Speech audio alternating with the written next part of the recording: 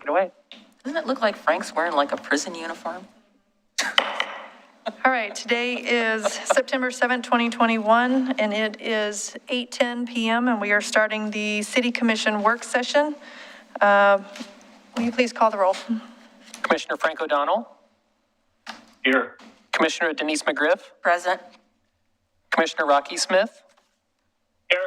Commissioner Adam Marl. Here. And Mayor Rachel Lyles Smith. Here. All right, the first item on the agenda is our list of future work session agenda items. Mr. Conkle, do you have anything in particular? Nope, nothing in particular. Next month, we'll have the homeless strategy and then a check-in after the community engagement summits for OC 2040, and then looking at abandoned and our semi-abandoned buildings.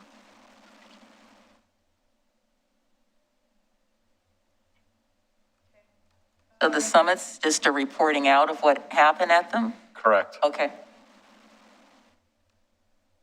Okay. Anything from the commissioners? All right, seeing none, we'll move on in the agenda. The next item is a discussion item to discuss a resolution to support Oregon City businesses during COVID. Commissioner McGriff, you asked for us to discuss this. Yes, I'm just going to refer back to the most recent memorandum that we all received.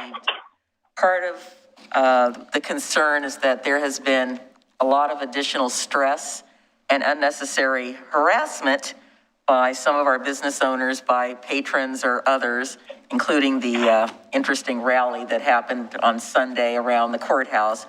That is just causing a lot of additional stress, angst, and worry by our downtown business owners and some of our business owners in other parts of the city as well. And I am, so the city has been working, Downtown Association, DOCA, Oregon Business Alliance have been working, and they're going to be putting up, as it says, some A-frame signs to be situated on the sidewalks with a message of Oregon City Stronger Together. Hopefully they will not be defaced or anything. I think it's important for us to recognize and support all of our businesses during this particularly difficult time. And I think we did originally reaffirm our original resolution in 2019, but I think we need maybe just a little bit more. That one of the things that we could consider is having a proclamation in support of customer-facing businesses and their employees. We can make it a point to, when we're out doing our daily businesses, when we stop in a business, let them know that we are supportive of them and that we appreciate everything that they're doing. I think anything that we can do as commissioners and community members will help. I think it's also important for us to reach out to the media and let them know that we support our businesses and we support our business employees. And obviously there are many other ideas that we may have. The only other person I've kind of really discussed this with a little bit is Commissioner Marl, in the sense that we had recently attended an offline meeting with regard to some specific incidences that have been occurring in Oregon City. I think the other thing that Chief Band is working towards is having Valentina Mugia, our behavioral health specialist, provide some training via recorded Zoom so that people can know what to do. I think, again, we've got various and sundry areas by which our community, our employees are facing our public, and all the support that we can give is I think would be beneficial.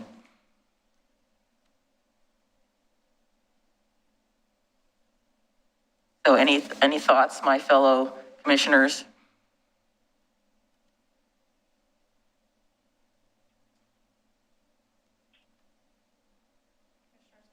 O'Donnell, Marl?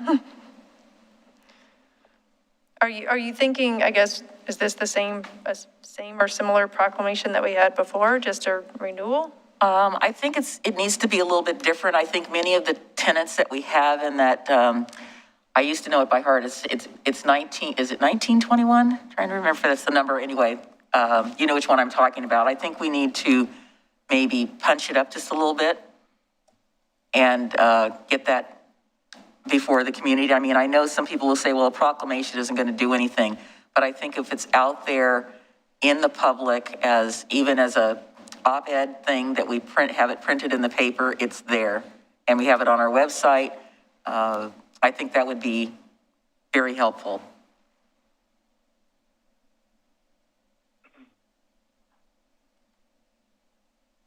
I do want to add that Mr. Graham and I have been out in the last month. We've been out to some of the businesses in downtown, specifically.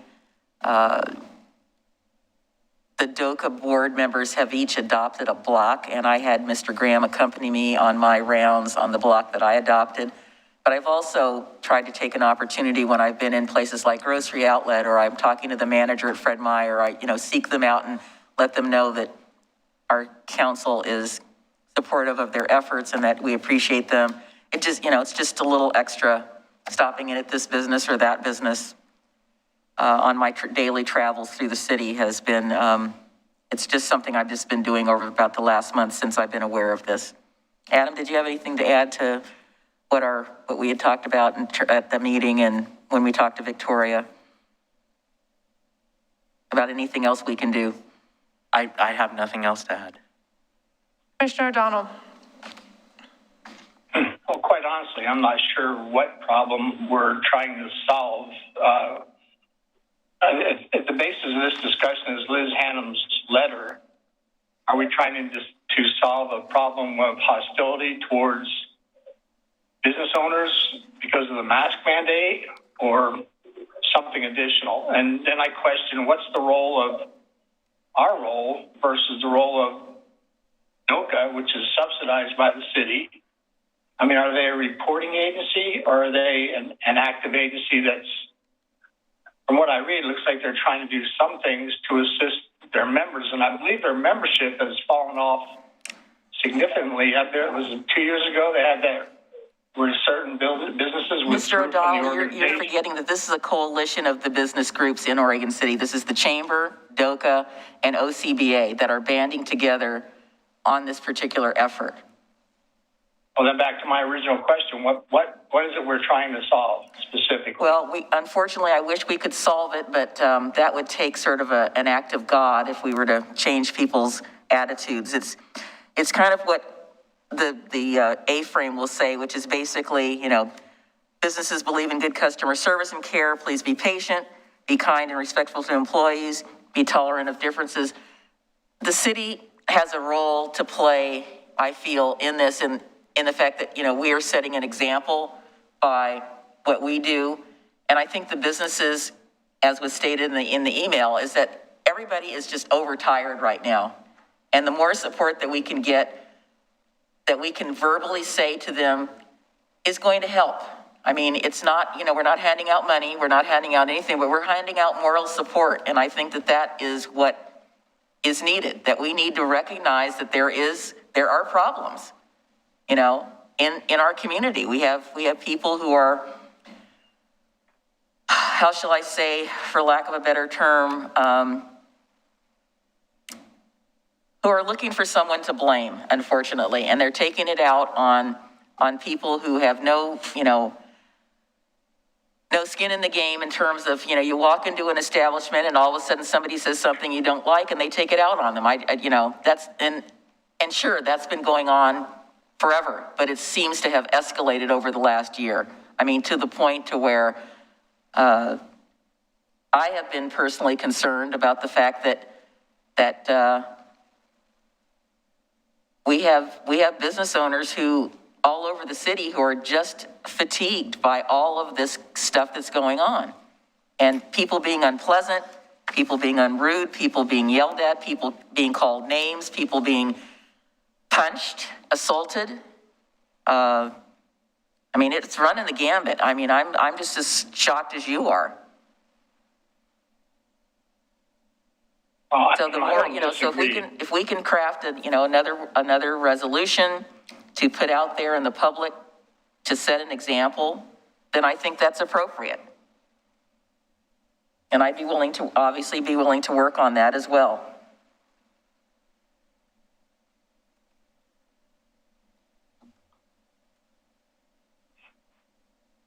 Commissioner Smith? So I support the resolution. I support, in general, the support that you're talking about. I think we need to be careful that, you know, if it is a coalition of the Chamber, OCBA, and downtown, that, you know, if we're doing just the A-frames downtown, that we need to have some, you know, version of that as a PDF that can be used citywide, or some other version that so it doesn't, you know, so we're not just focusing on the downtown. So I think this is an issue that's citywide.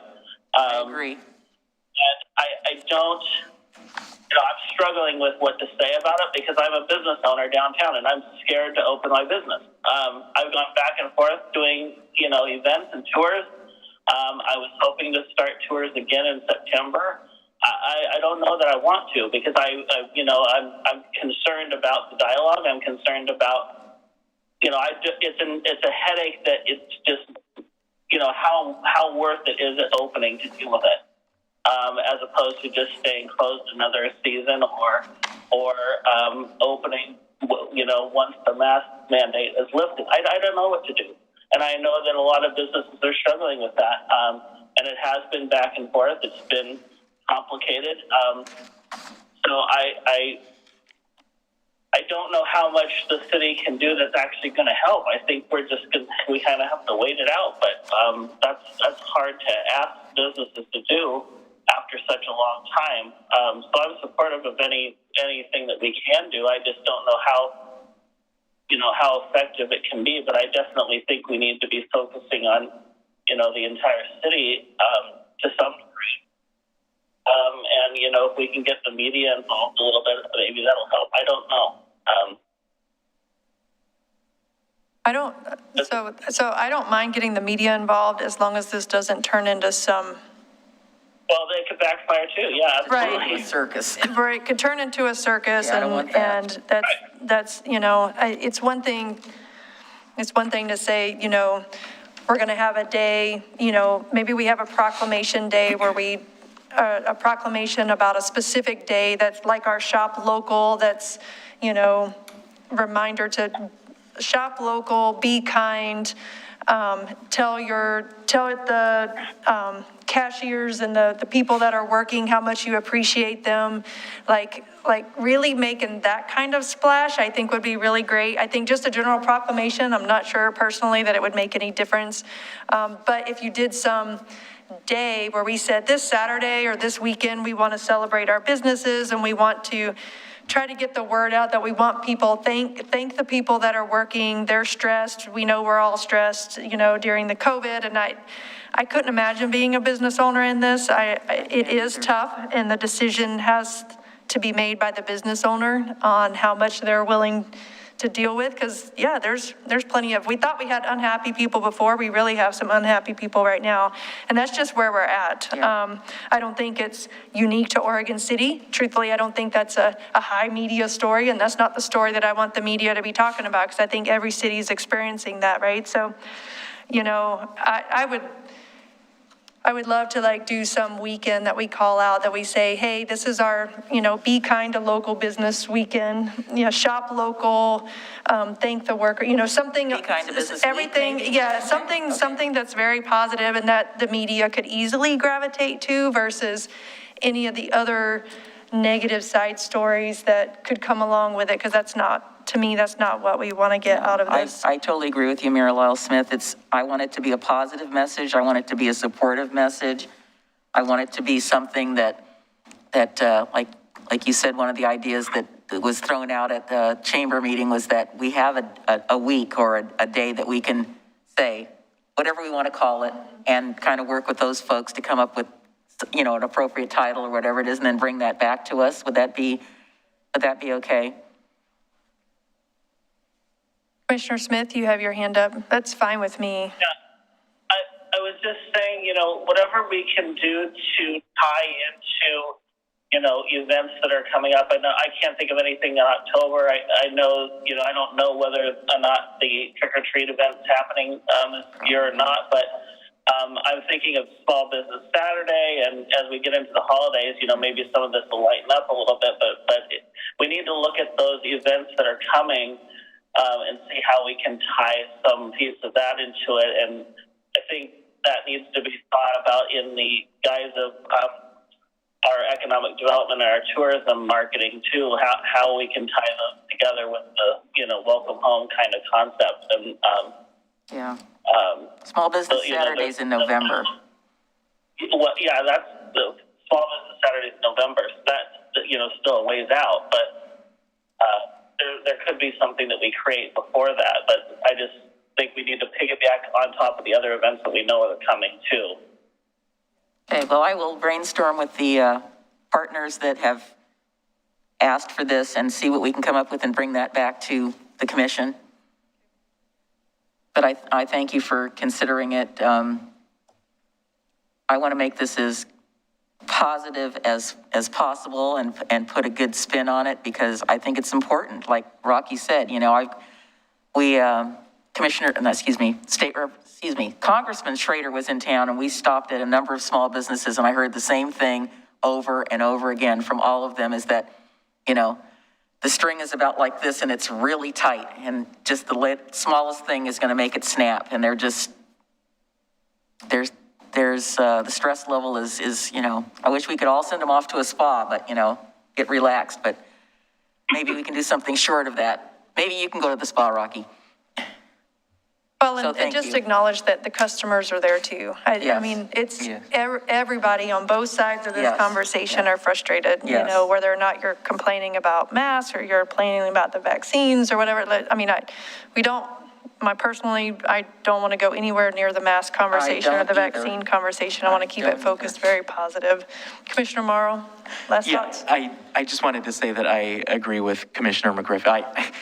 When I first spoke, I was trying to remember which meeting she was referring to.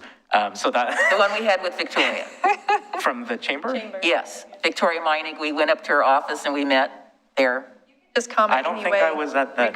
Regardless, you Anyway, can just give us Okay. your comments. Regardless. But yes, I am supportive. I'm not, we can talk about that afterward. Yeah. But yeah, I agree. And with what the mayor and Commissioner Smith were talking about as well. All right. All right, it'll come back. Thank Cool. you. That sounds good. And I think Mr. Conkle's taken some notes over there about some ideas. We can work on this. Maybe end of September, early October or something. We might can pull something together by then. All right, so we'll move on to the next item, which is the Housing Choices Code update. Christina, I see you coming up. So we have Christina Robertson Gardner here. Ms. Turway, do you need to say anything? Are you introducing this item, or turn it over to Christina? I'm sorry, I'm a short person. This is a short chair, so I'm going to get myself. Make it go up. Well, I don't know. I don't know how that works. Yeah, I think there's a little I'll lever. just be short. Here comes the assistant. Oh, here we go. Yep, there you go. Well, that's not working, but that's okay. Okay.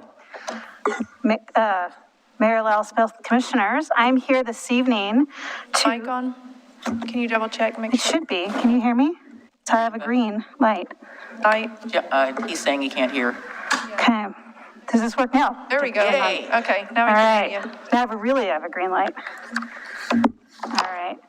Mayor Lyles Smith, Commissioners, I am here this evening to go over House Bill 2001 and provide a general overview and get general direction, next steps.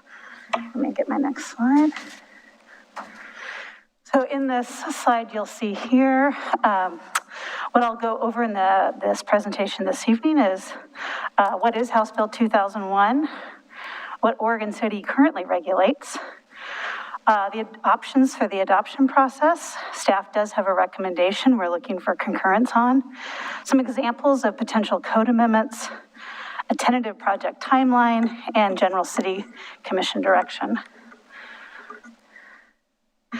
So House Bill 2001 was adopted by the Oregon legislature, and the overall direction, and they were very clear, was cities must allow duplexes on every lot and parcel that allows single-family detached dwelling, and allow triplexes, quadplexes, townhomes, and cottage clusters in areas that allow single-family detached dwellings.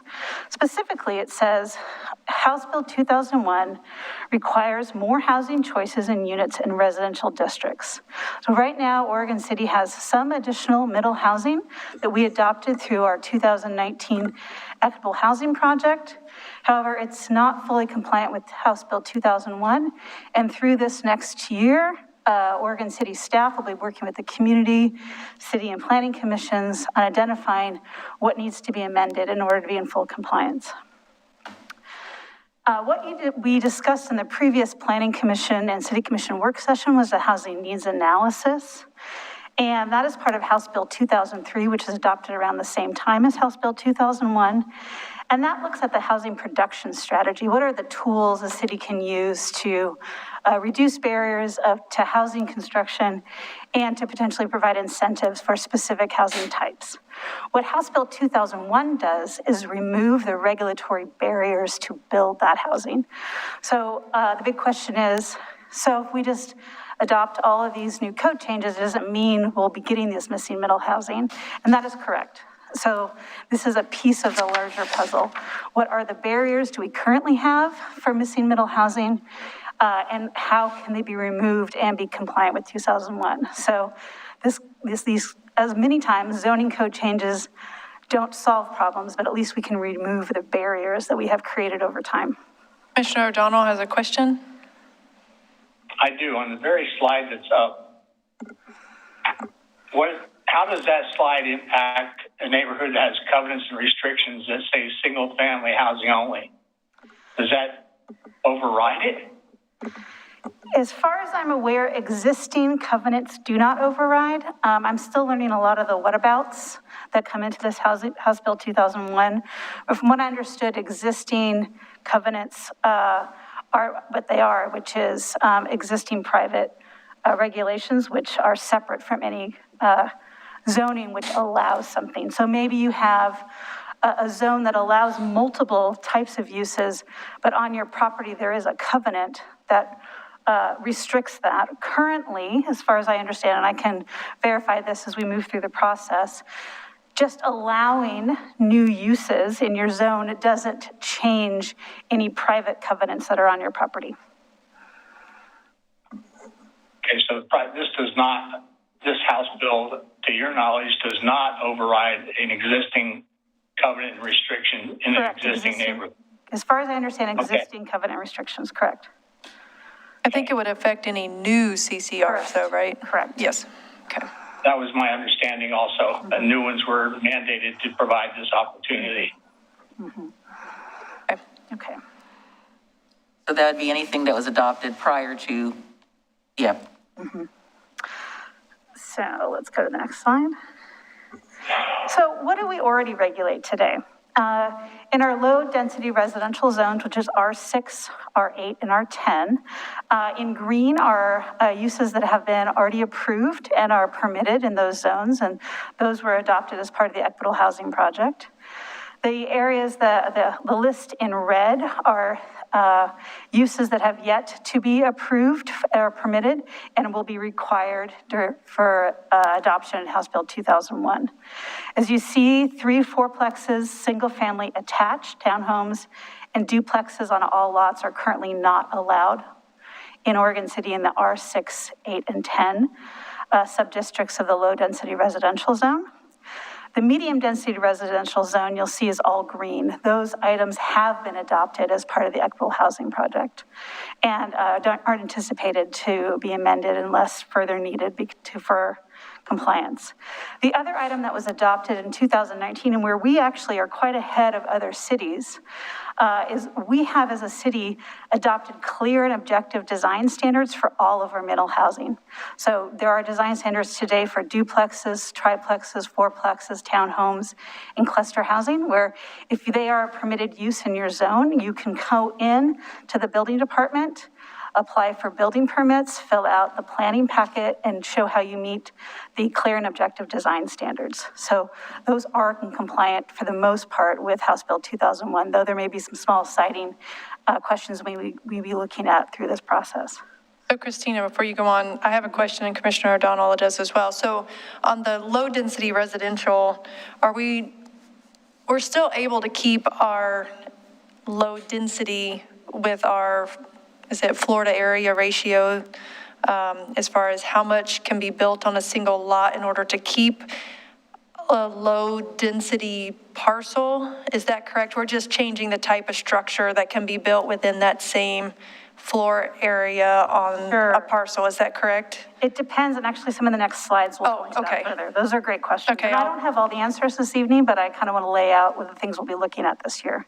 Okay, because what I can't tell is like, is this just getting rid of our low density zoning, or can low density actually still remain just the housing types on a low density parcel? Yeah, and I think the answer is depends. In a sense, we are creating a larger bucket of options that the market can build. So the market could build a single family subdivision with 28 single family house units, meeting the dimensional standards for single family house. A subdivision could also build one with different types of mill housing in it. And in the next slides, I'll talk about some of the requirements for the requirements of minimum lot size and dimensions. Okay. Commissioner O'Donnell, you have a question? I do. You touched upon the phrase design standards. And I obviously immediately activates my thoughts about, I was caught by surprise when I saw the first containerized conversions behind Milner. Where do they fit into this allowable housing? And what would keep them from being established in existing neighborhoods?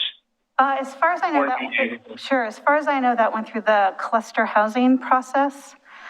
So there are adopted design standards. I think the key thing to think about as we move forward in this process is really the second piece that the House Bill 2001 said is, cities, you need to allow these uses, and you have to create design standards that are no more restrictive or no more of a barrier than the design standards you have created for single family residential.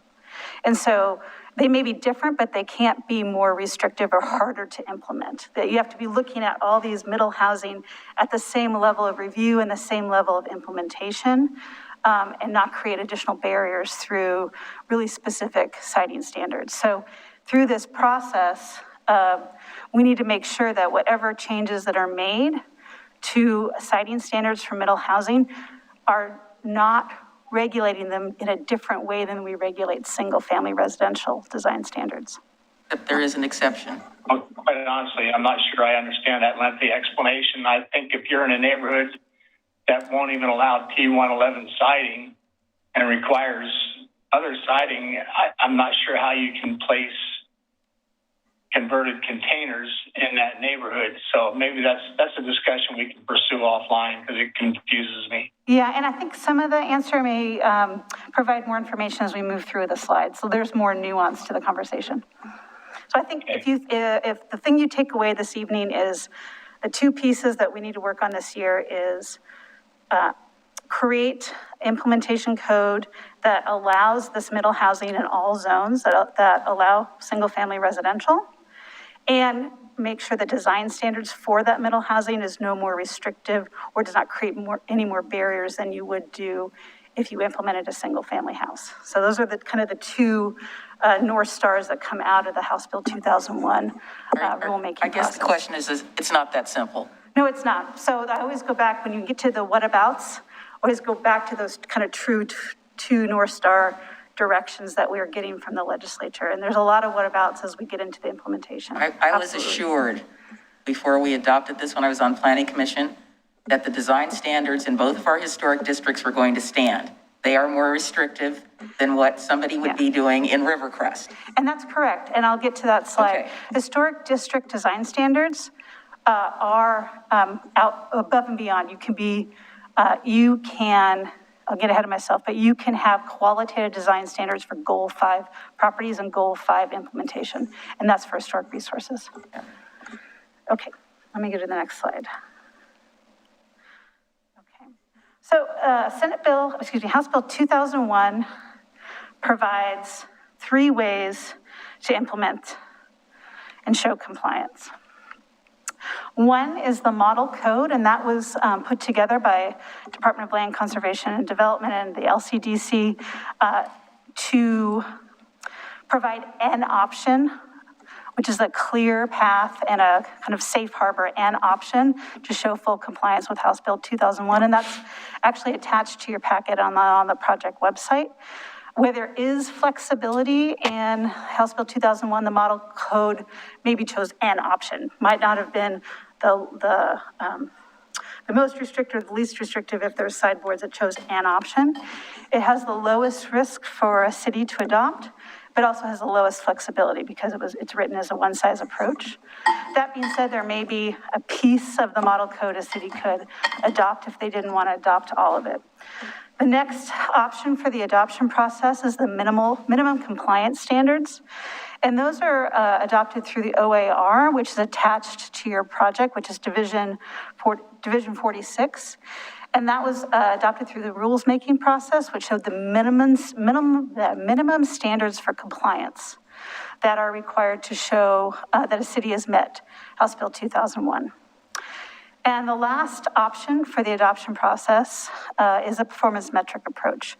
I may say the minimum compliance standard has about medium risk because there is some, there will be some interpretation of the minimum compliance standards in the OAR. We're working with DLCD, we're working with other cities, we're trying to understand the whatabouts and have we met the requirements. And there's, some flexibility, but not, within the sideboards of the House Bill 2001. The last option is a performance metric approach. And in this situation, the burden really goes on to the city to show compliance today and in the future on how they meet the performance metric approach, which looks at, you could not allow middle housing in certain areas of the city, but you have to meet a specific metric requirements that are found in the performance metrics section of the OAR, which I won't list it all right now, but it's, 70% of all residential areas must have some middle housing, and you have to have it spread apart within all census tracts. So there's definitely a GIS component, and there is some ability to remove missing middle housing, but there are also constraints such as historic districts, which I'll go into in a future slide. So really, you have 3 adoption options. Right now, staff is recommending the minimum compliance standards. It provides us, I think, the city with some ability to find an Oregon City-centric approach with some flexibility, but it also provides lower risk than the performance metric approach. Okay. Next slide. So an example, this is just one, of a code amendment, and I'm reading this from the OAR. This relates to minimum lot size. And so this is just an example of how we would take an OAR requirement of the minimum compliance standards and look how that relates to our existing code.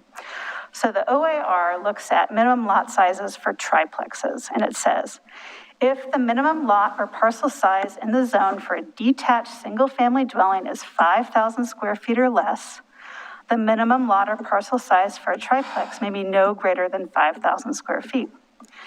If the minimum lot or parcel size in the zone for a detached single-family dwelling is greater than 5,000 square feet, the minimum lot or parcel size for a triplex may not be greater than the minimum lot size parcel for the detached single-family dwelling. And how that translates to Oregon City, here are some of our residential zoning current minimum lot sizes.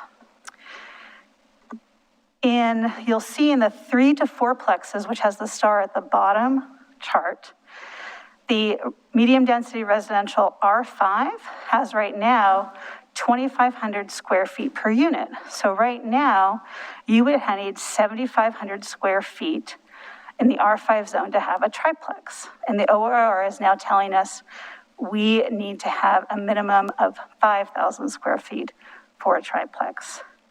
If you are in a R3.5, same thing.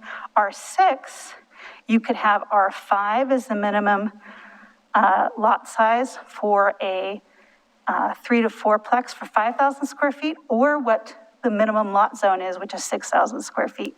So if the zone, any zone over that requires a single family house to be 5,000 square feet or more, the multifamily 3 to 4plex must have that same minimum lot size. So there are certain areas where the city might choose in the higher density zones of R3.5 and 5 to have some flexibility, but as you see, there's not a lot of sideboards. So there's some areas we'll be able to make some small size changes, but not a lot. And an example, what Mayor Lyles Smith was asking is, how does this affect our residential density where we have single family homes? So if an infill lot wants to come in and you are in a single family residential zone, and maybe a house is demolished and rebuilt or added onto, you are looking at most likely the same dimensional requirements as a single family house. And this is big picture, what the goals of House Bill 2001 is looking at. That being said, if you have an existing subdivision currently with covenants or restrictions that do not allow these uses, the city may allow it in their zoning code, but you may not be able to implement it if your subdivision has covenants and restrictions that were adopted prior to this code and the equitable housing.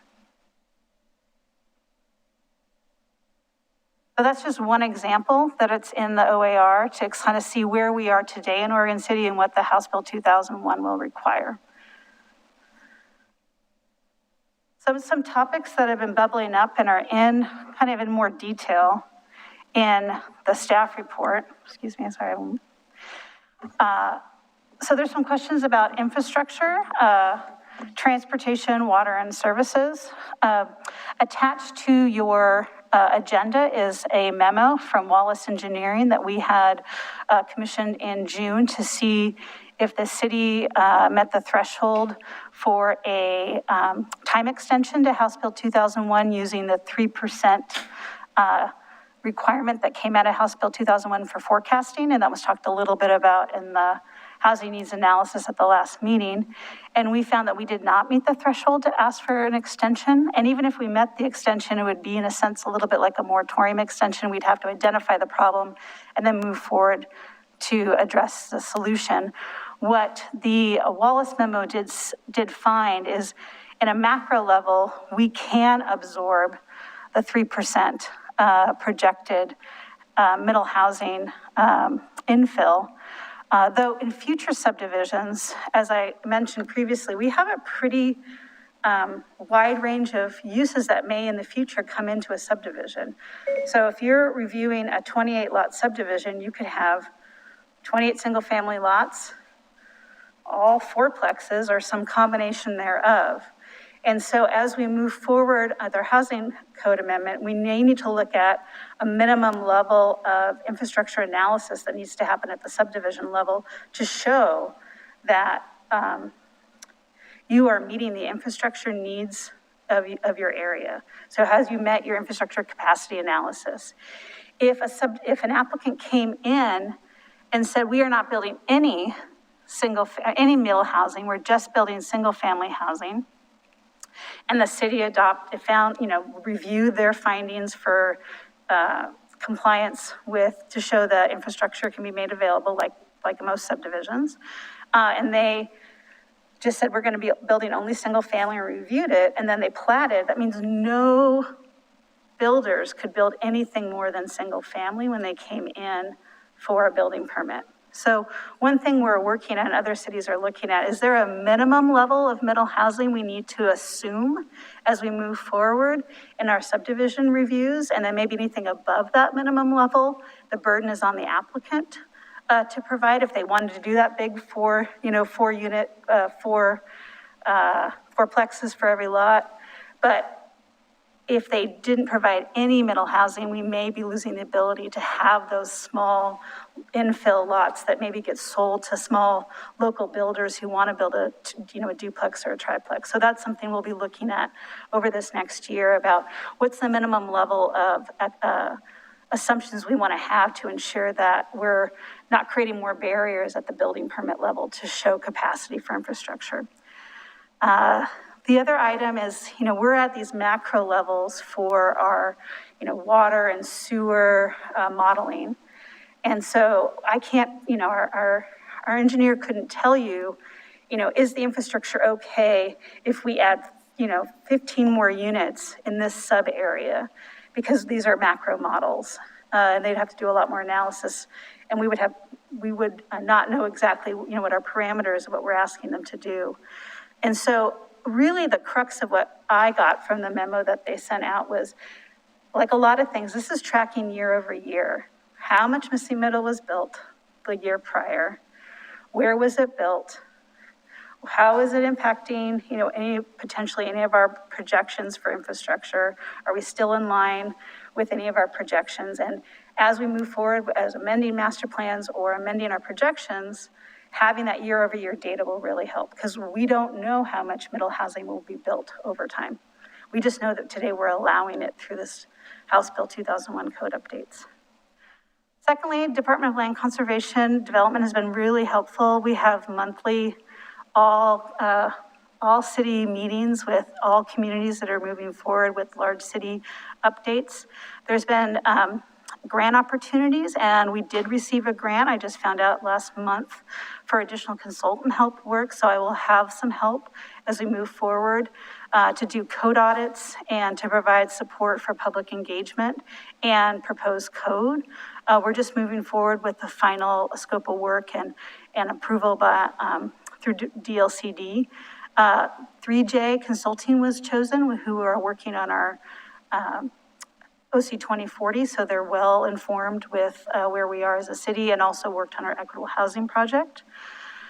Finally, what Commissioner McGriff brought up, historic resources. So in some ways, House Bill 2001 does not change the ability for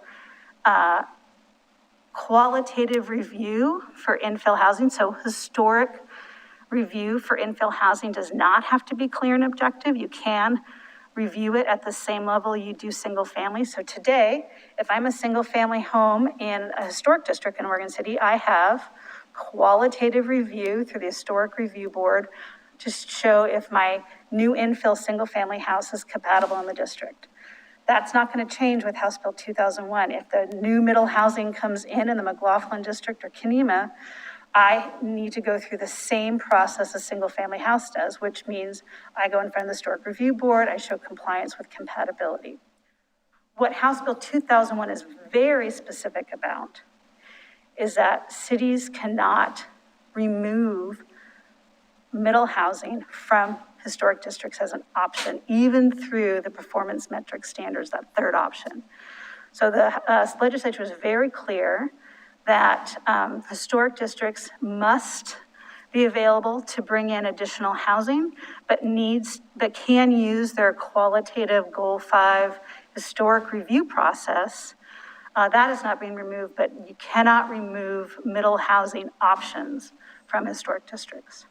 And so one thing that I recommend as staff is the Historic Review Board to work with staff over this next year to provide further direction on duplex, triplex, fourplex, and townhome design standards in our existing adoptive design standards package. So we have some direction for multifamily, but the Historic Review Board can provide a little extra direction as we move forward to help implement proper infill of this middle housing in our historic districts. Can I stop you right there? Sure. What I really think is needed before that happens is that since you're meeting with other cities, we need to talk to other cities, such as Albany for one. It's the only one I can think of that has some major historic districts that would be similar to ours, so that this can be vetted. Because where I'm going with this is there are patterns of development in historic districts all over the place. I doubt that Jacksonville qualifies because it's a small city, but let's just say it's a large city. The pattern of development in Jacksonville, unless it's properly designed, would not support something with a triplex that has garages in the front. It just doesn't work. So that is something that from my standpoint, is something that's really critical to part of the discussion. Yeah, and I think you separated out nicely. Yeah. The use is different than what it looks like. So you can have a fourplex that looks like a single-family house and may have, some doors on the side and Sure. rear for those additional units. There's a few out there, but You yes. still have a fourplex. But I would be interested in knowing what other cities who have comparable districts, What their design standard well, recommendations no, not what are. they're, but what they're thinking, how you have the opportunity to talk to them as staff to staff. And, no point in reinventing the wheel. Correct. And I think really the key piece that when we work with the Historic Review Board is House Bill 2001 will have specific metrics about, minimum lot sizes and dimensions and what can be approved. And then really what it looks like can be with the Historic Review Board. But what the design standards can't do is create design standards that basically create a barrier and a fact that you would never be able to build that use. We have to make sure that whatever design standards are provided extra direction that still provide a path to allow all those uses. So, yeah. And if it's a row house that has no garages, that really is a row house that, maybe it's a row house with single family attached, but it looks closer to a single family house, and that's the kind of direction that the Historic Review Board That's can do. require some very specific, finessing. It's not gonna be go to Plan Book B and take one off the shelf and say, here's how Right, that and works. that's what's great about the qualitative design review process through the Historic Review Board is you can look at site-specific review, whereas a clear and objective process that's not an historic, you're filling out a worksheet because that's what you do for single-family homes. And you provide clear and objective direction. So why aren't we looking at, over the last couple of years, it seems to me we could have had some, how would I say, mixing up is not the word I want, but we could have looked at having some of these new developments instead of being a, cookie cutter subdivision lot, do something to where it looks a little more like Charbonneau, where you've got different, you're going through the neighborhood and there's these types of housing, there's single family, there's. So that that sort of sounds thing. like more like a planned unit development. Well, it is. Yeah, and so this is really, I think this is what I try to remind myself of.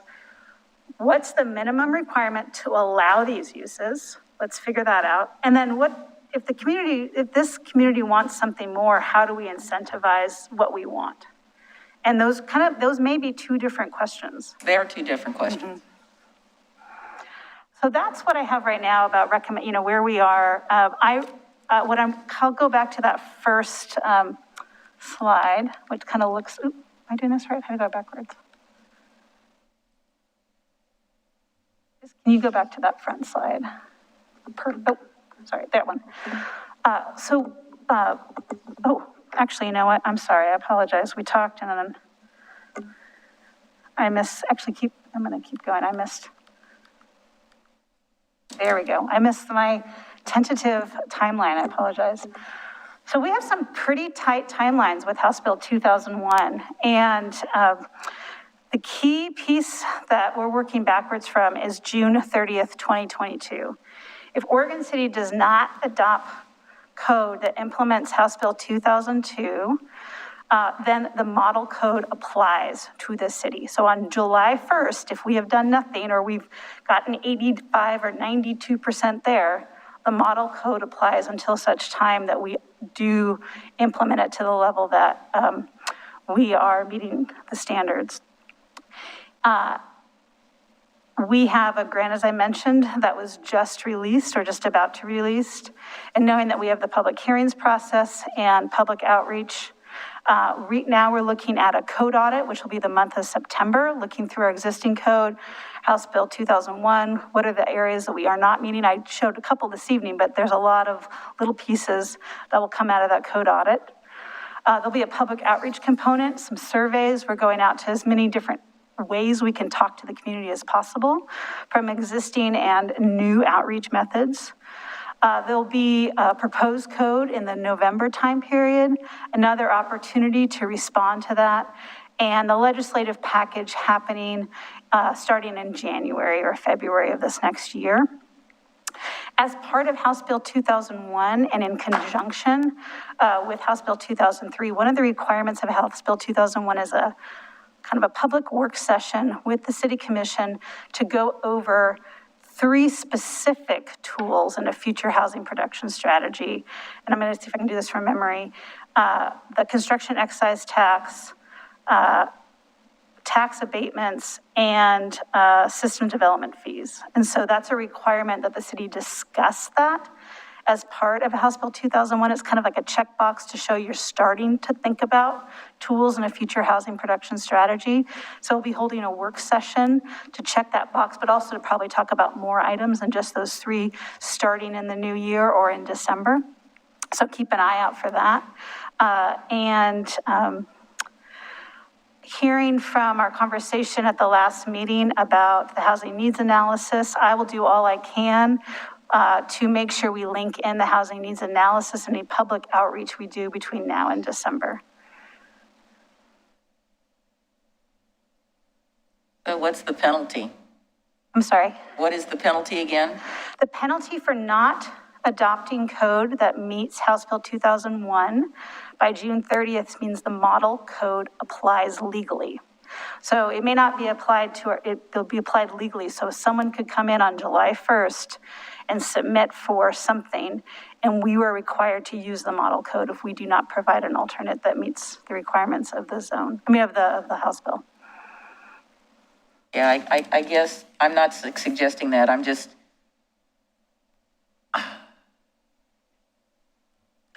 if I'm having trouble comprehending it, heaven help the regular Oregon City citizen. That timeline doesn't, unless we're planning on getting this to people by osmosis. No, I don't disagree. We're given a date and we're going to try our best to be as clear in how we ask questions.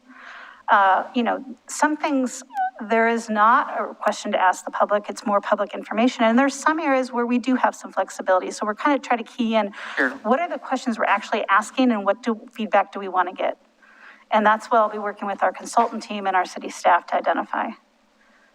And so I'm going to go back to, can we go back to that? Oh, there it works now. So going back to the presentation objectives, really what I'm looking for from the City Commission this evening is kind of direction on the approach, the timeline, and looking at the minimum compliance option as kind of our initial public outreach implementation kind of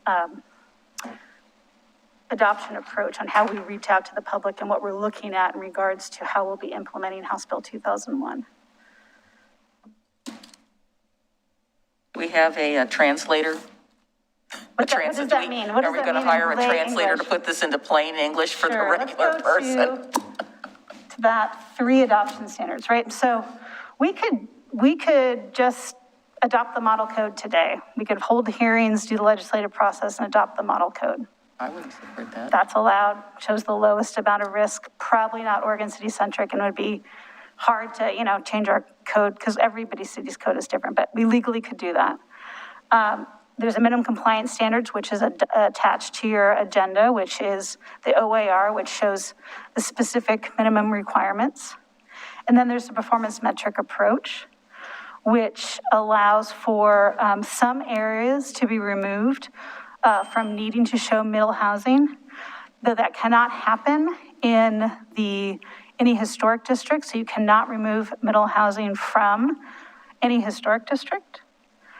Though you could remove middle housing from geologic hazard overlay district outside of the performance metric approach. And I did put that kind of in further detail in my staff report. But one thing, if we move forward with the minimum compliance standards, we could look forward and see what areas could potentially have reduced density within the geologic hazard overlay through the minimum compliance standards without having to go through the performance metric approach, which is that high risk process where kind of the burden fully goes on the city to show compliance with House Bill 2001. So So is that, hopefully that provides a little more lay English. I'll do my best to translate, because this is seemingly a simple House bill, but there is a lot of whatabouts as you get into the details. I agree. But this adoption process, these options doesn't need to go to the public. This is for us to decide. For you to and decide, then- because based on the city commission direction, I may have different public outreach approaches. Sure. Different survey questions, different ways in which we would look at how to recommend adopting our code. And not knowing the city commission's general direction, the more I know, the more information it can help me be better at public outreach and ask better questions.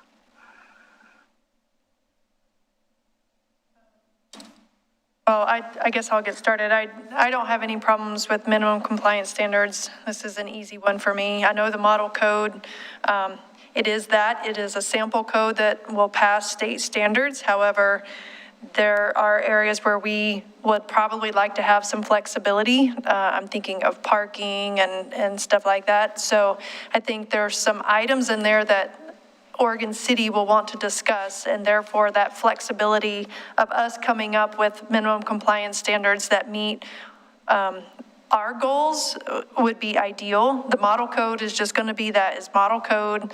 And I can guarantee there's pieces in there that we may wish we had changed had we done it ourselves and gone the middle route. The performance metric approach just seems like a lot of work.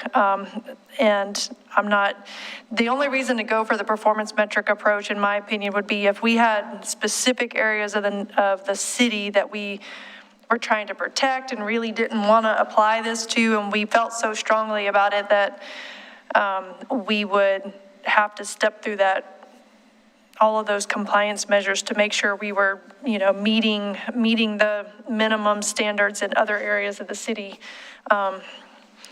And so the historic districts are the only ones that I can think of that are worthy of that conversation, but then it looks like they've taken the historic districts out of that particular approach. So therefore, I don't see any need or any benefit of us going down that third option. So for me, it's pretty simple. I do think the minimum compliance standards is the way to go. The timeline is what it is. We have no choice but to do something by the 30th. It is, so we just got to make the most of it. That's where I'm at. And Commissioner O'Donnell, I don't know if that's a new hand or an old hand. I think it's an old hand, but feel free to step in if you have if that's either way. Well, it is an old hand, but I agree with what you just said. I do feel the presenter was talking about looking at this program at the macro level, and I think about those very things that would control housing, mainly things like infrastructure, traffic, parking, and such. So it seems like, to me, the macro level, the study says Oregon City as a whole has the infrastructure to support this type of build, but there may be specific areas of the city, and correct me if I'm wrong, Christine, there may be specific areas that don't have the necessary infrastructure, parking, sand, whatever, to allow that. Is that a correct interpretation of what you said?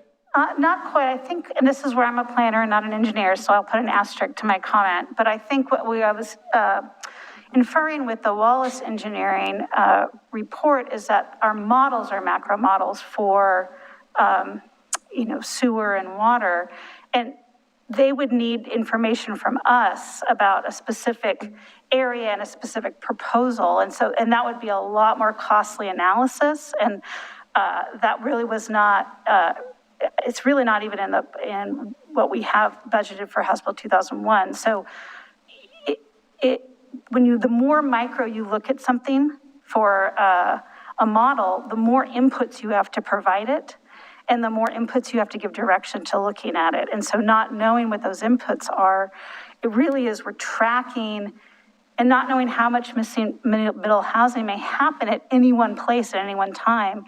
One house in an infill in one subdivision is a much different question than a new subdivision. In a new subdivision, we can look at the adequacy of infrastructure, which we do when subdivisions come in, but it's the one-off infill that comes in that is just going to be dispersed throughout the city if there's very much at all through this infill rather than new construction.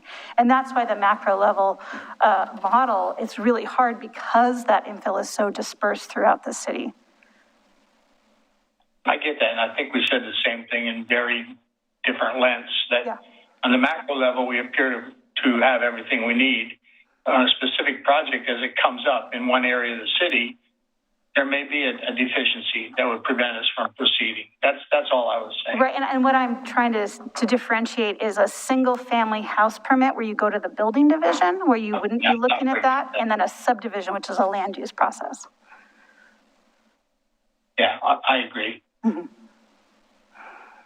But the letter, the memo from the consultant on the analysis, that was done in order for the infrastructure time extension request. So you were just kind of recapping that. I mean, that process is done and over, Yeah, that's right? done We're and past over. that. Yes. Correct. So if you have a subdivision that comes in 3 years from now, we'll be providing direction on how you look at infrastructure as it regards to middle housing in your proposed subdivision. We'll be given direction, and an applicant will have to provide responses back to that.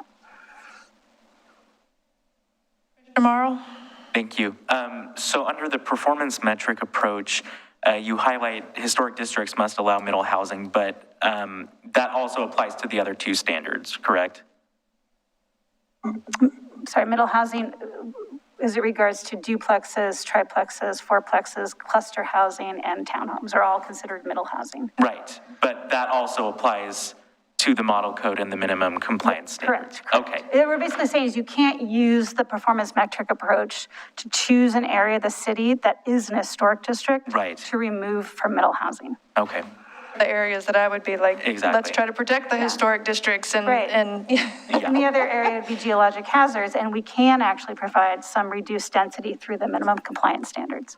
So if you show this slide, maybe going forward, that sentence isn't overly clear, because the way you have it, I mean, or, you know, Commissioner Marl's correct, middle housing is required in all of these options. It's really more that historic districts cannot be used or cannot be protected or you know what I mean? As part of the yeah. approach. Yeah, as part of the performance Cannot be metric. excluded. They're not, yeah, they Okay. can't be excluded. Yeah, Okay, thank you. Yeah, that is a much better way of saying it. Thank you. I don't know. I didn't articulate it very well, but I think you know what I meant. And that gets to my point about development patterns. You know, there are no historic districts that I'm aware of other than a couple in California that were built as a cluster or what I call common area in the middle and the houses all around it. I don't see any of those in Oregon. Yeah, and so you absolutely get to the point of what is the significance of a historic district and how we've traditionally looked at it and how these new housing options are coming in and how we need to look at it through that lens as we look at new design standards or revised design standards for middle housing. Yeah, I support a hybrid option because, as you know, my objection from the very beginning was that we were getting this, and I will say this, and I know Carrie's cringing, shoved down our throats because Oregon City was already moving in this direction. As you said, we were ahead, and we were trying to figure out how to navigate this so it would work the best for our community. I don't want to come back here in 2025 and say, gee, we really kind of messed up. So I think we need to approach this so that it fits our community, and I've said that over and over again. Mm-hmm. We're not like any other community. I definitely don't want us to be using any models from Portland. I have been analyzing what they're doing. I will tell you honestly, I don't like what they're doing. I think, again, going back to those other cities that have similar districts like we have or similar areas, Albany, Astoria, whoever else is out there, I think that's where our path forward lies in working together with communities like that because we have similar circumstances. Mm-hmm. That's great. And I am in communication with those planners and trying to see where we fit within the sideboards of the House Bill 2001 would be good. Minimum compliance standards, which give us the most flexibility, is that? I can't say that right now because I have not studied it to the degree that I would like to. So I can't say I support the minimum compliance standards because I don't have a full working knowledge of what they what they are and how they apply to different areas of Oregon City, which is how I would analyze it myself. I would say, how does it apply here? How does it apply there? So I could get a broader focus on how it works. I don't want to just pinpoint it to one area and say, that's good enough. Well, I guess similar to what Commissioner Marl and I were saying with the wording on this, technically, they all three have minimum compliance standards that they have to meet. The model code is just one version that DLCD and LCDC approved that they came up with that could be applied completely as a method to save cities time and energy if they don't have the resources to spend hiring consultants and trying to do custom code and all of that. That's the whole reason they came up with model code, that if you don't have the resources and you just want to be in compliance, you can take this code, we'll give you this model code, and you can apply it and adopt it and you're good.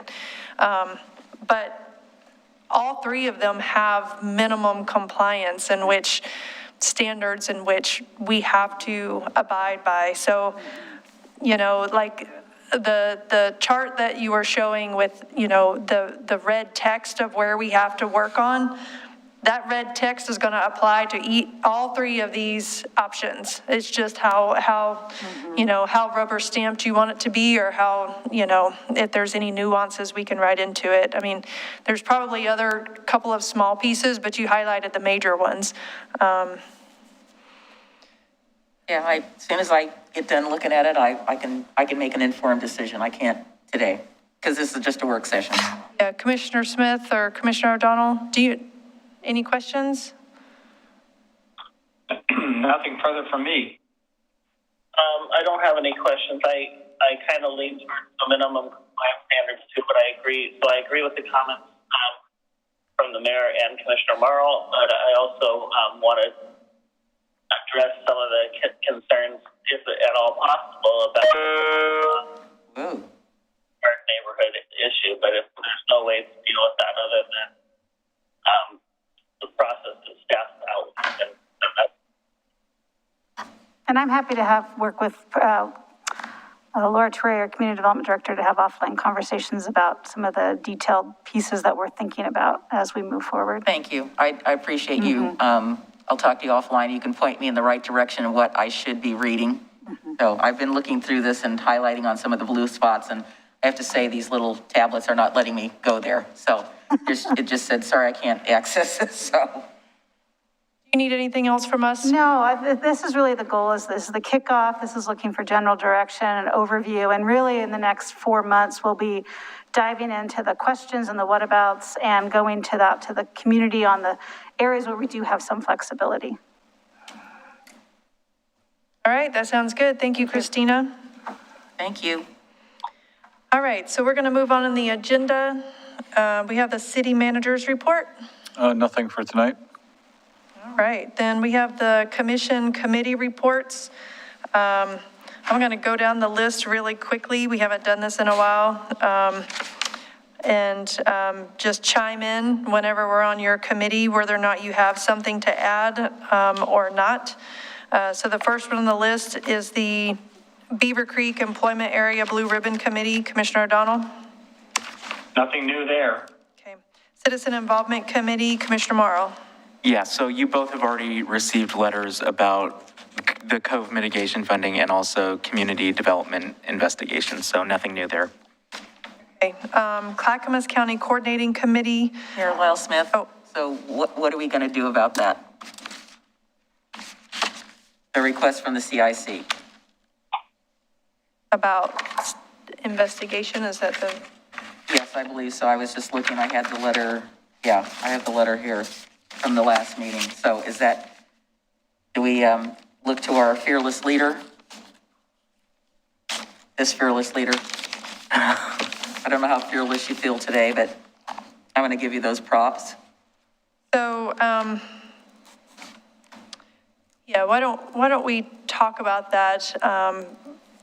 The city manager can touch base with each one of you all individually after we kind of talk about that item. Perfect. I know there are people from the CIC watching tonight, so that's why I'm asking what the Yes. follow-up is. And it was recent, and Yes. we received some more emails today, so I think there's a conversation to be had, and then the city manager can follow up with each one of you individually to get your pulse on where we want to go with some direction on that. Thank you for that.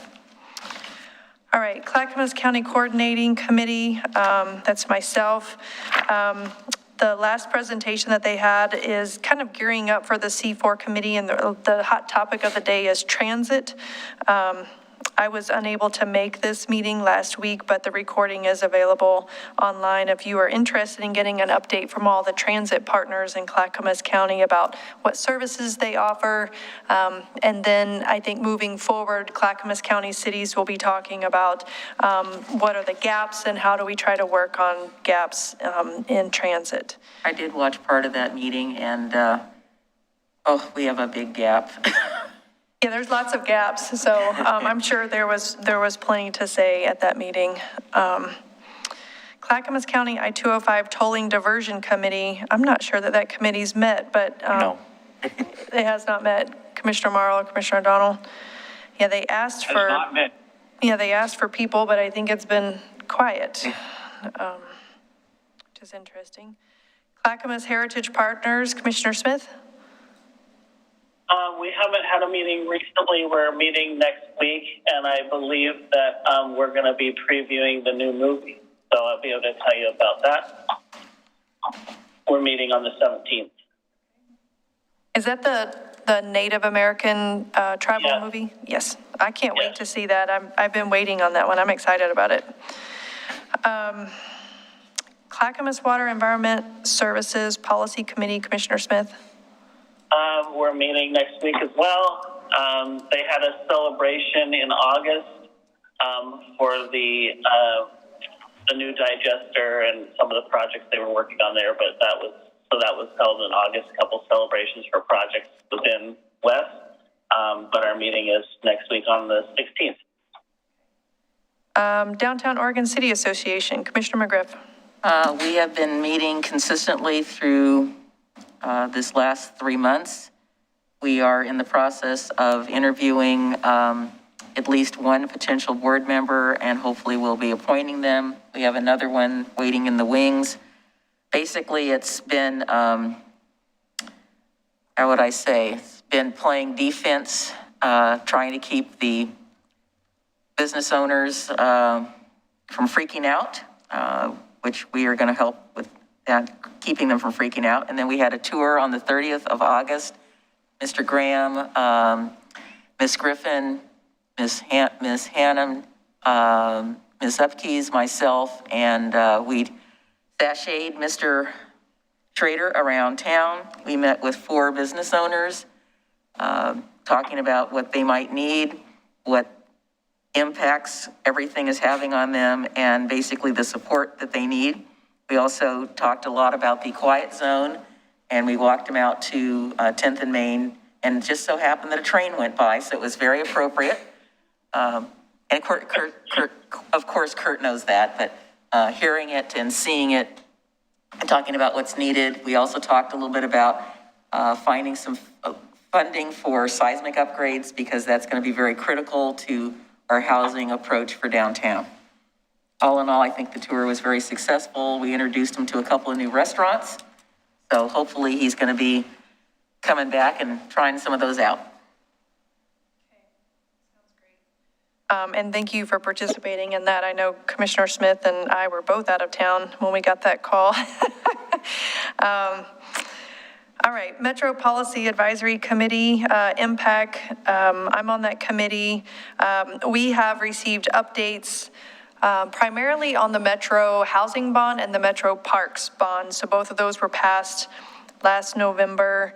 And on the housing side, of course, the hot topic, you've probably heard about it in the news, was the housing revenue, the amount that's coming in from that bond, and that it's lower than the projected amounts. And some of the Clackamas County mayors, including myself, was pretty vocal with Clackamas County about trying to work with Metro to make sure that funding for our housing services didn't get reduced, or those services weren't reduced as a result of some forecasted funding, revenue issues. Long story short, we felt pretty comfortable that it could get worked out over time, and I believe we made some good headway there. Did they say why the revenue is lower? I tried to suss that out in the information I saw, and it wasn't real clear. I don't know that they gave really specific reasons. And it was hard to say whether or not they just kind of missed the mark a little bit in their revenue projections, is what it kind of seemed like without them totally Admitting it. Yes. I'm sure COVID might have a little bit to do with it, but I think they ended up saying they couldn't blame it all on COVID, and it sounded like a missed revenue projection. But they were pretty confident that once they moved into subsequent years that we would end up getting to pretty close to revenue projections, and that's why Metro was trying to get the counties to continue with their housing services, even though the initial projection for revenue was going to be a little bit less than expected for the first year of revenue collection. So that was a mouthful. If you want more information on that, I'm happy to point you to some other materials. OC 2040 Project Advisory Team, Commissioners, both Adam Marl and Commissioner Denise McGriff, whichever one or both. Well, we are moving to having some summits, and I believe the first one is scheduled on the 14th, and I believe it deals with, just checking my calendar, yes, I believe this one is an economic development one, and I believe I signed up for that. And then there are 2 others throughout the month. Where members of the 2040 group, as well as Adam and myself, are signed up to participate in those. Trying to think, is there one on the? There is one in November, too. Yeah, that's what I thought. And the one coming up also deals with housing, so I think there was an email sent to everyone about signing up for that, so if you're interested, both Commissioner McGriff and I will be attending a few of those. Yep. Is there information on those on our website? Yes. Yes, okay. Yes. So for anybody that's in the public, if you're interested, I would really highly encourage you to participate in those if you can. And the days and the times on those days changes, like sometimes they're offered in the morning and sometimes there's some an evening. midday and some are in the evening. Right, so definitely check those out, the dates and times, and hopefully some other folks can participate. The Willamette Falls Locks Commission, they have not met recently. They actually have a meeting tomorrow. So I do not have anything to report out, and the governor has not made any appointments. So technically I'm still, I'm getting kind of information on the side because I'm still not on that commission. But I do know there's a meeting tomorrow, and I will probably end up getting some information that I can forward after that. Oregon City Tourism Stakeholders Group, Commissioner O'Donnell and Commissioner Smith. Commissioner O'Donnell?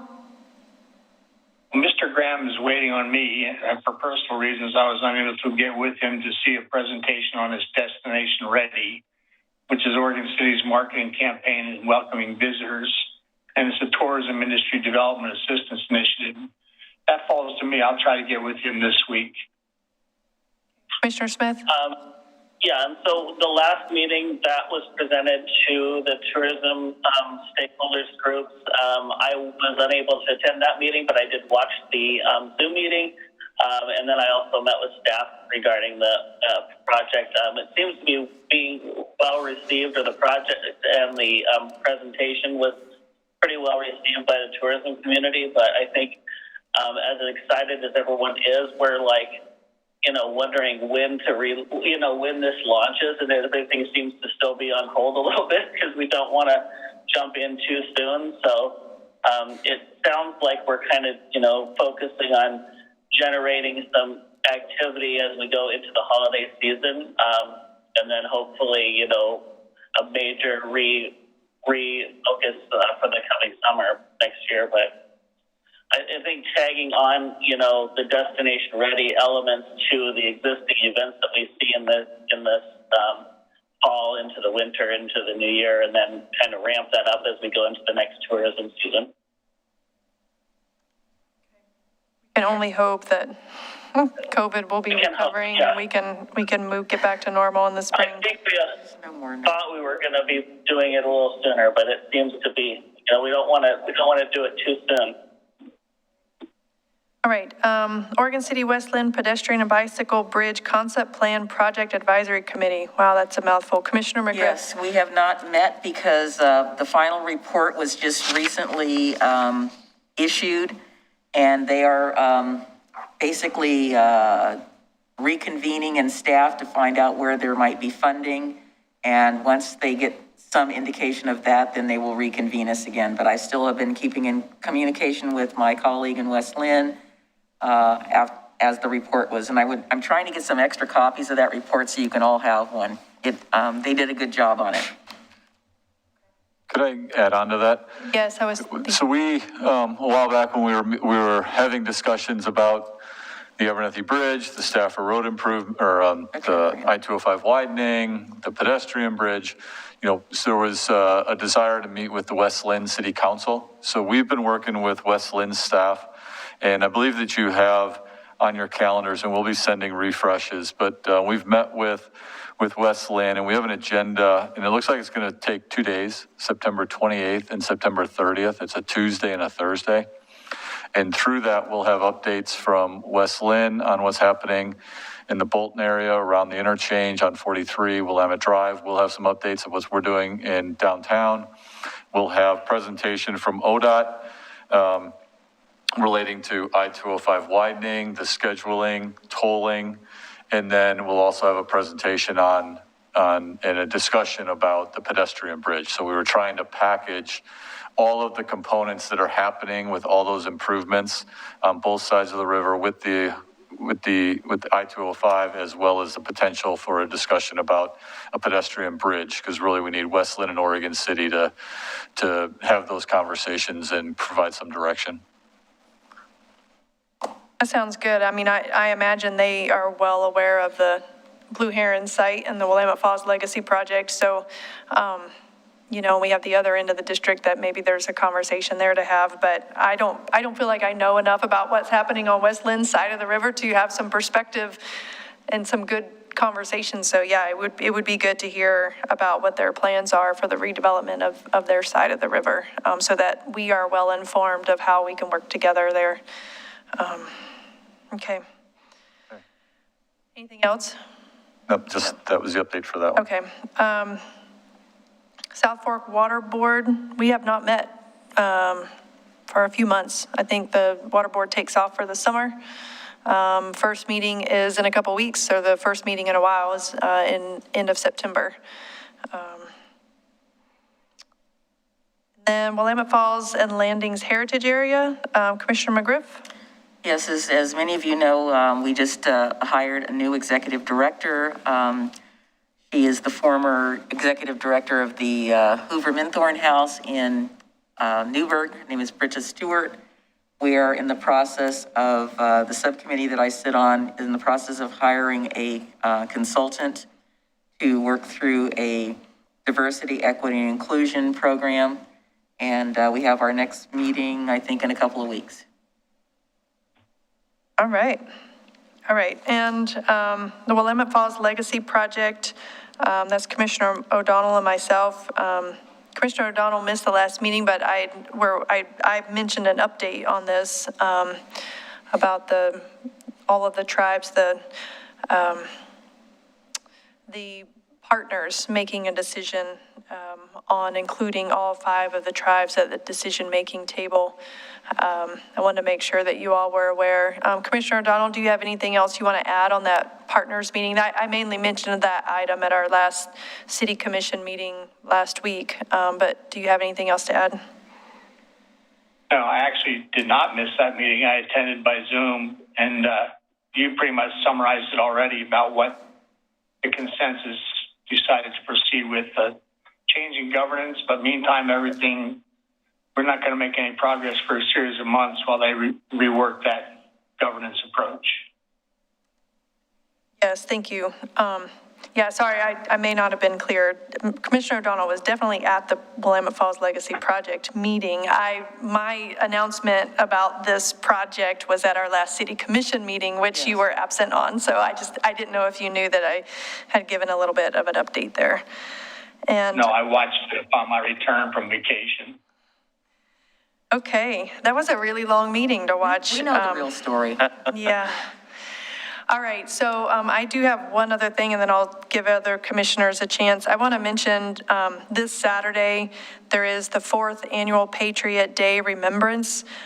This is going to be at Clackamas County. It's a September 11th from 2 to 2:30. It's going to be a short ceremony, but it is to obviously, it is not a national holiday. It's not a federal holiday, but all United States flags will be flown at half-staff. This is our 20th anniversary of the September 11th, 2001 tragedy, and we will have honor guards, and a couple will be speaking. I will be speaking very briefly, along with Clackamas County Commissioner Martha Schrader, but And where is this? this is at the Circle of Honor at the Clackamas County building, Red Soils campus. They have, Right. it's called the Circle of Honor. In front of 250? Yeah, Okay, yeah. okay.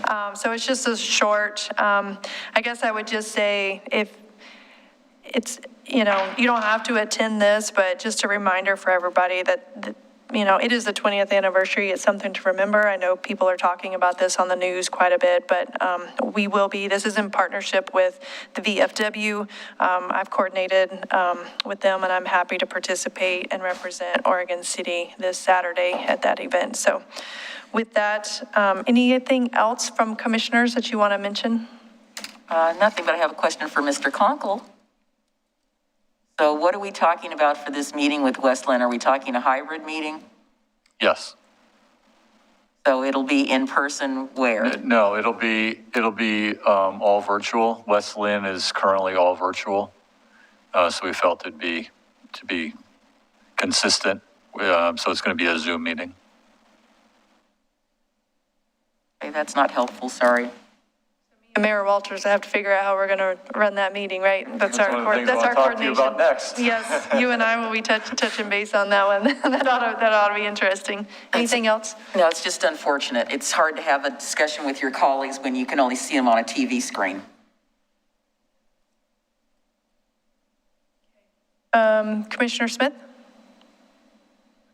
Just want to remind everybody that school starts next week, so watch out for kids. Walk into the school and drive safely. Yeah, that's one of my complaints about our school zones. They don't use the flashing lights to tell you when school's in session. They just assume everybody knows when school is in session. And They don't. I went through South End Road today, for example, past the elementary school. The car in front of me was doing 20 mile an hour because she thought school was in session. Several cars going the other direction clearly didn't think school was in session because they were not at all doing 20 mile an hour. And I was sitting there thinking, I have no idea if there's any kids at that school right now. And so I would love to have flashing. John Lewis, are you on this phone call? I would love to have flashing beacons so we actually know when kids are there. Well, there's the poor beleaguered teachers, so we need to watch out for them. So we don't want to hit any of them while we're cruising through our neighborhood. No, we don't want to hit teachers either. Anything else from commissioners?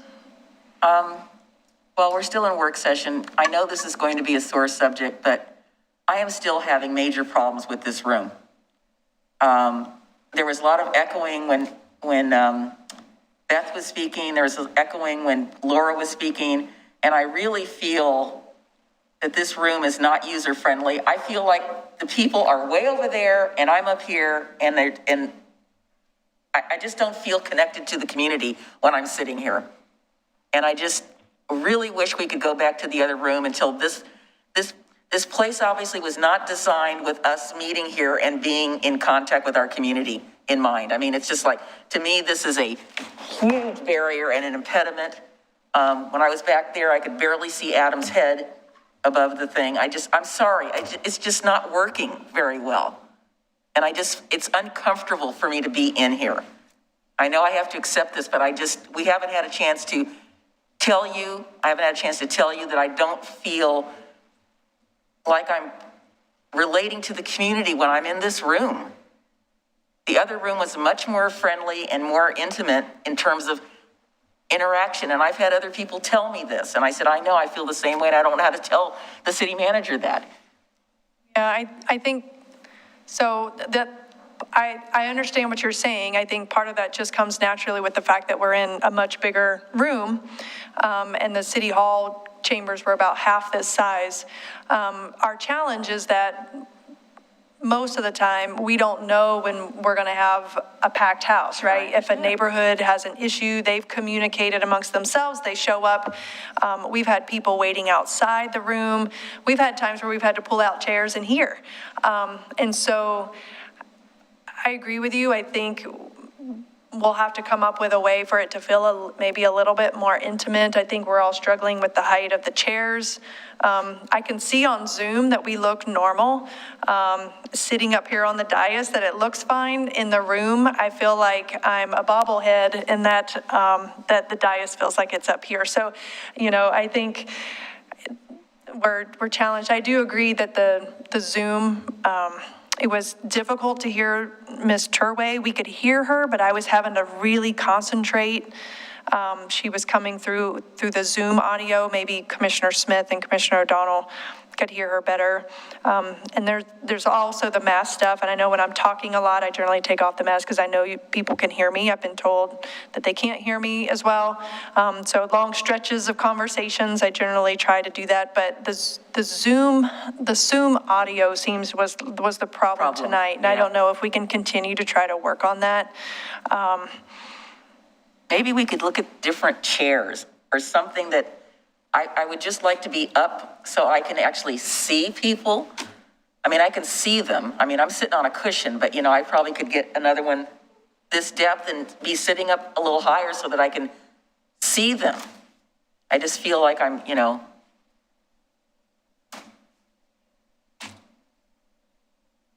Understood. I think, you know, we're still learning to use the system. I think how folks talk into it is part of it. So we're working on how to coordinate better when folks are on Zoom. Part of it's the connection, whether we want them to call in on the landline rather than use an internet connection, which tends to be a little bit more spotty. But that's something we can continue to try to hone in on. And there was discussion about cutting down the dais. And we are looking into doing that to reduce the height of the dais in the front. Thank you for understanding. It's difficult on this side of the table. Well, and the other thing is, with COVID, we also have all the chairs spaced out. And so when people come in, they're spread out and sit, Right. and they, you know, so we're asking them to also be very spread out. Right. And so it looks very sparse. And right now, of course, there's nobody here, but, you know, even when they are here, it doesn't feel very intimate, you know, because, just we're trying to give everybody space. I mean, even normally we would have, right? I would have commissioners on both sides of me. The folks on the phone here would be right next to me, and we would feel more like a cohesive group. And we would probably normally have more staff here, staff that we talked earlier that we miss seeing their faces. Yes. I know they're on Zoom. Chief Ben, we used to see him every single meeting, and now I see his name. I miss seeing him in meetings. I miss seeing staff in meetings sitting here with us. So yeah, thanks for coming off Zoom, Chief. Maybe it's this, part of it is, hi Jim, maybe this needs to be elevated and then we could be.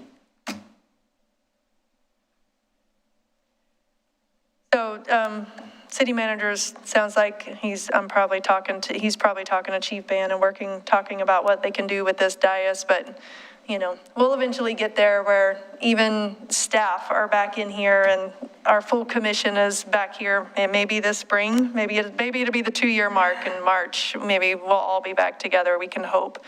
I think it'll make everybody in here feel better. I would love to be able to shake some hands and thank people in person, so. All right, with that, it is a very late hour on a school night, almost school night, not quite, next week with Commissioner Smith, right? Yes, school night for Commissioner Smith. School night for teachers, so, all right, so with that, we are adjourned. Thanks, everybody.